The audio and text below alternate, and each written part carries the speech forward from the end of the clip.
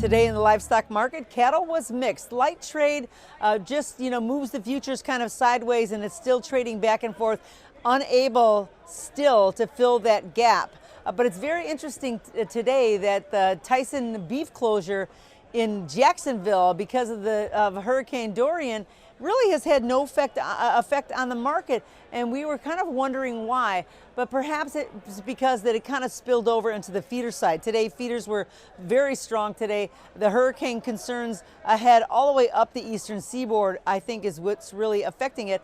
We thought it was interesting that it only affected the feeder side as well, but there has been some closures up the coast and creating some real uncertainty and kind of underpinning the market a little bit. We know that it had been depressed since the fire, the Tyson fire, and trying to figure out where we're going to start to get some of the movement with the beef around the country. Interestingly enough, with these closures, I think that it's going to halt some of the movement, certainly on the eastern seaboard. That's where we have a huge quantity of beef moving there, and with very little exports or domestic demand, kind of like on the downside, this gave it a little bit of a spark. So perhaps we can start to fill in the gap that it has left a couple of weeks ago, but something very possibly might come from this. Hogs, on the other hand, a little bit easier, a minor profit taking right now. Futures have made a full